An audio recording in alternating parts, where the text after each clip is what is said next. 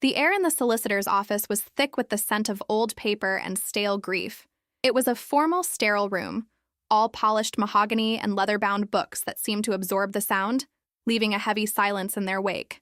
I sat stiffly in a chair that felt far too large, my black dress a stark contrast to the dust motes dancing in the slivers of afternoon light. Across the desk, Mr. Abernathy, a man whose face seemed permanently etched with polite sorrow, cleared his throat. My cousin Charlotte was gone. The words still felt foreign, a sentence from a book I'd picked up by mistake. We had grown up like sisters, our childhood a blur of shared secrets whispered under patchwork quilts and scraped knees from climbing the same oak tree. But life, as it does, had carved its own path for each of us. I had married, had my beautiful daughter, Grace, and settled into the quiet rhythm of suburban life. Charlotte had chased the horizon. Her postcards were a vibrant tapestry of exotic postmarks and thrilling, sometimes dangerous adventures. She'd become a photographer, her lens capturing the soul of places I could only dream of. In recent years, our connection had thinned to birthday cards and the occasional late-night phone call, each one leaving me with a hollow ache of unspoken things. And now, this. A sterile room deciding the final distribution of her worldly goods. I wasn't expecting anything. Our lives had diverged too much for me to feature in her will beyond a sentimental trinket. I was there for closure, to perform the final, painful ritual of saying goodbye. Mr. Abernathy began to read in a dry monotone, listing bequests to charities for endangered animals and donations to remote libraries in the Andes. It was so quintessentially Charlotte. She had always loved the world more than she loved possessions. Finally, he arrived at the personal items. To my beloved aunt, I leave my collection of first edition travelogues, in the hope they inspire one more journey. A faint, sad smile touched my lips. That was Charlotte. And to my cousin Clara, he continued, pausing to look at me over the rim of his spectacles. I leave the contents of the small lockbox currently held in my possession. He reached below his desk and produced a simple, dark wooden box, no bigger than a shoebox. It was unadorned, save for a small, simple keyhole.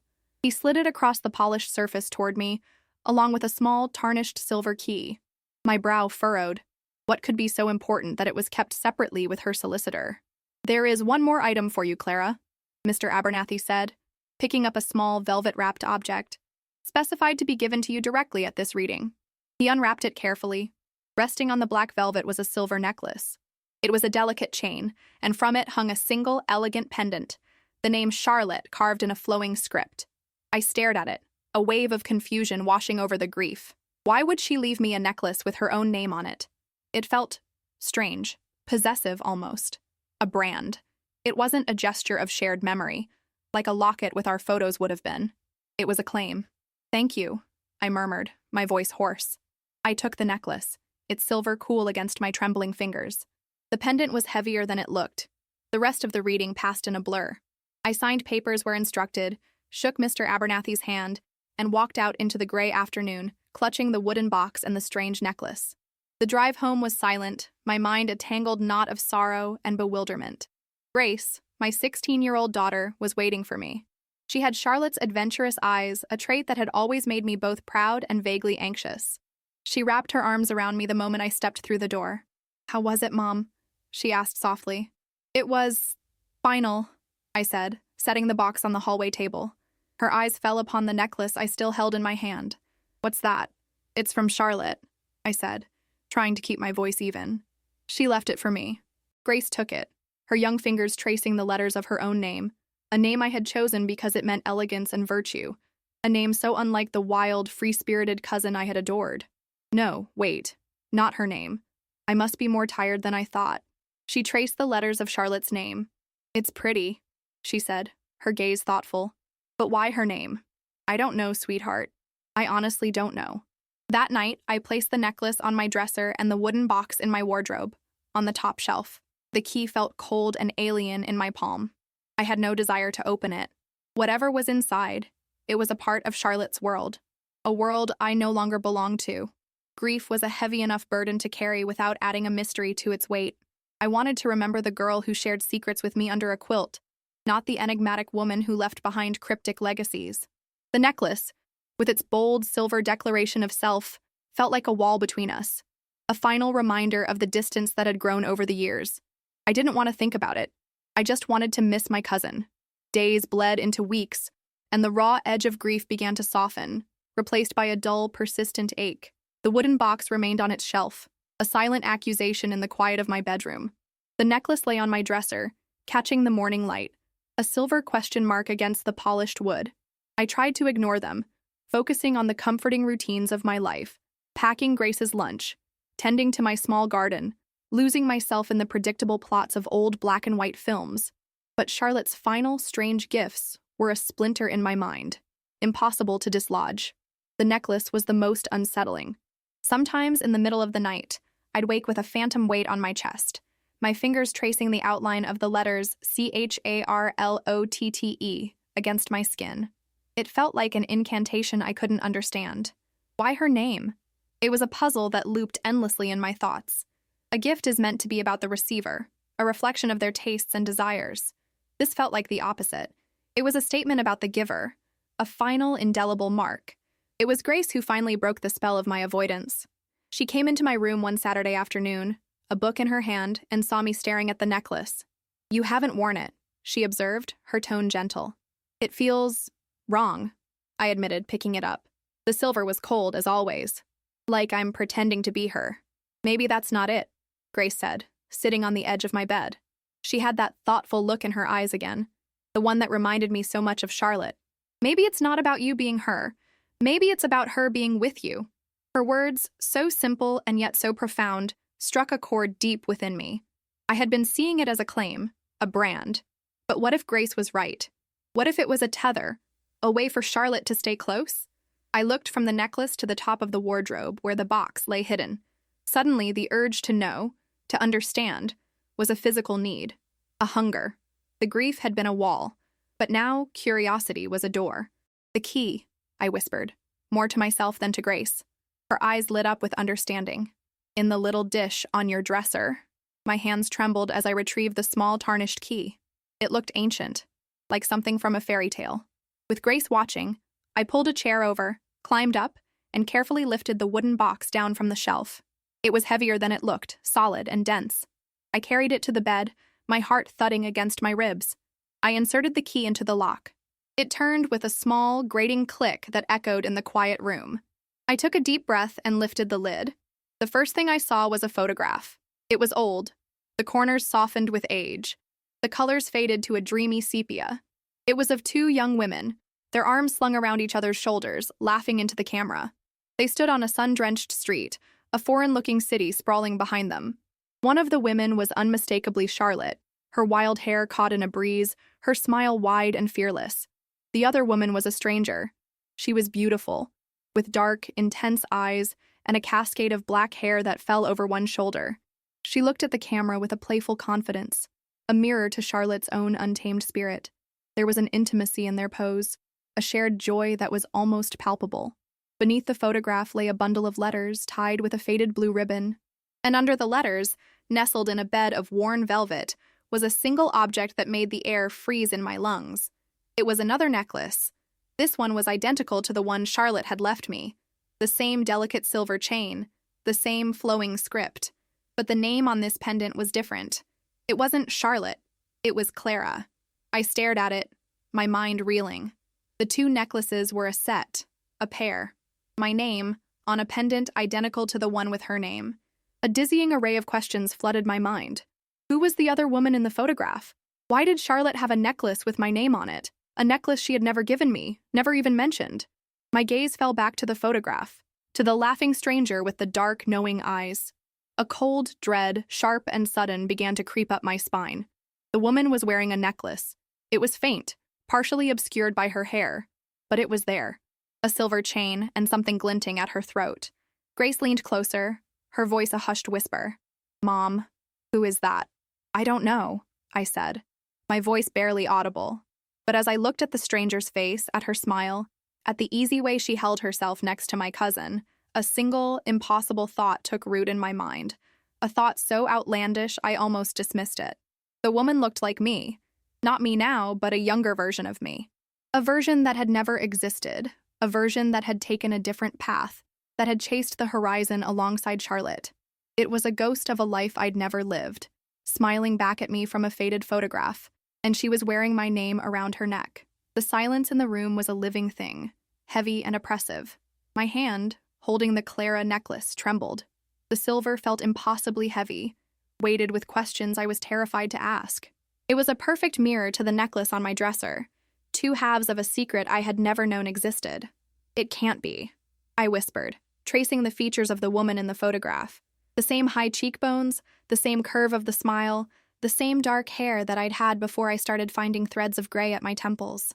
It wasn't a perfect likeness, more like an echo, a sister, or a cousin, a reflection in a distorted mirror. Grace, ever the pragmatist, pointed a steady finger. "The letters, Mom. They must explain something." She was right. My gaze dropped to the bundle tied with the faded blue ribbon. With fumbling fingers, I untied the knot, the ribbon crumbling slightly under my touch. The letters were written on thin airmail paper, the handwriting a familiar, energetic scrawl. Charlotte's handwriting. I unfolded the first one. My own name stared back at me from the salutation. "Dearest Clara," it began. My breath hitched.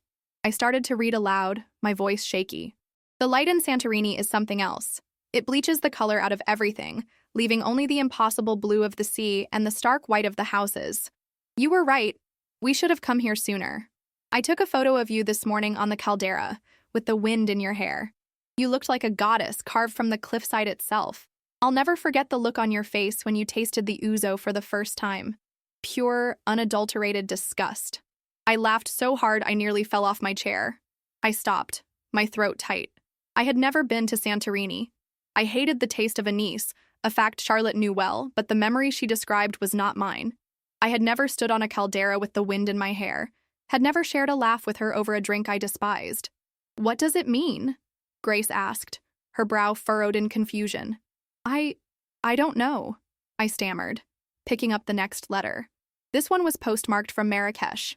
"Clara, my love, getting lost in the Jama Elfna with you was the most fun I've had in years.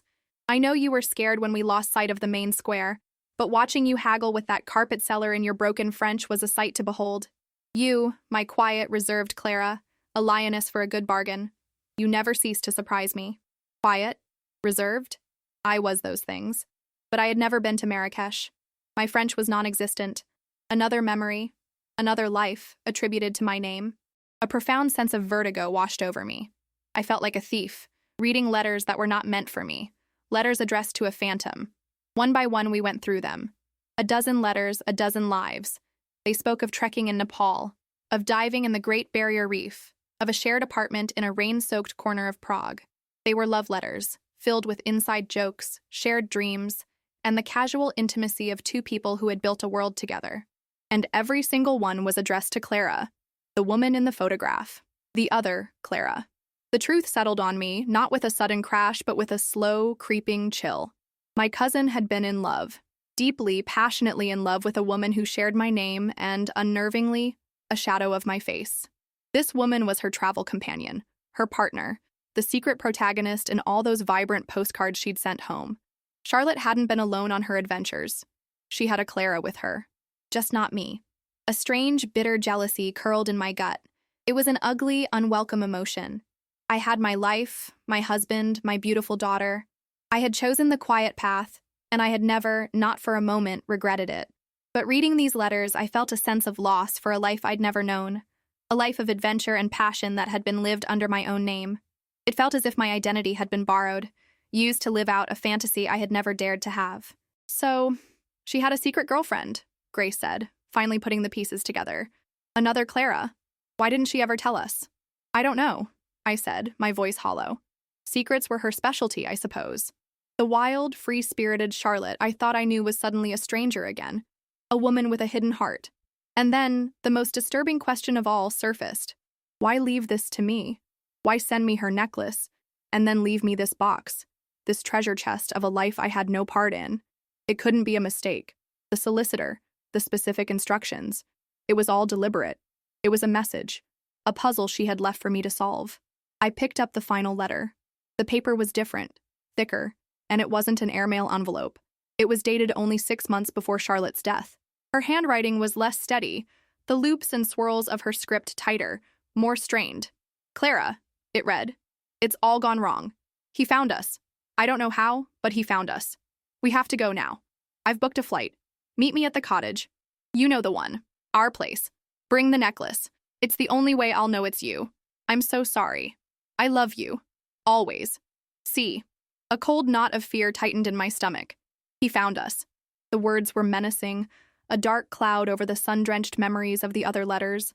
A cottage. Our place. And the necklace. A signal. It's the only way I'll know it's you. My eyes darted to the two pendants lying on the bed. Charlotte and Clara. A matched set. A recognition signal. And then I saw it. At the bottom of the box, tucked beneath the velvet lining where the Clara necklace had rested, was one more item.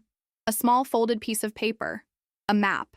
It was hand-drawn, detailing a small, winding coastal road, ending at a crudely drawn X on a secluded cove.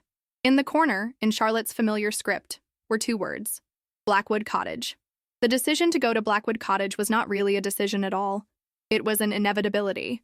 The only possible answer to the storm of questions raging within me. The map was a summons, a final whispered secret from Charlotte, and I knew, with a certainty that settled deep in my bones, that I would not find peace until I had followed it to its end. I showed Grace the final frantic letter and the hand-drawn map. She read it, her young face pale and serious. "You have to go," she said, her voice firm. "But you're not going alone." For a moment, I thought she meant she was coming with me, and a fierce protective instinct flared up. This was my mystery, my burden to carry. But Grace simply walked to my dresser and picked up the Charlotte necklace. "You should wear this," she said, her meaning clear. It wasn't about her coming with me physically. It was about me taking Charlotte with me. Her gesture transformed the piece of jewelry. It was no longer a brand or a claim. It was a key, a connection, a piece of armor. I fastened the cool silver chain around my neck. The weight of the pendant against my skin was no longer phantom or unsettling. It was a grounding presence, a promise. The drive to the coast took 3 hours, each mile stretching the thread of my nerves tighter. The map was surprisingly accurate. I left the main motorway, following a series of increasingly narrow country lanes that wound through windswept fields and small gray stone villages. Finally, I turned onto the coastal road, a ribbon of tarmac clinging precariously to the cliffs. The sea, a churning expanse of slate gray, crashed against the rocks below. The X on the map was a small, unmarked turnoff, barely more than a gravel track, half hidden by overgrown gorse bushes.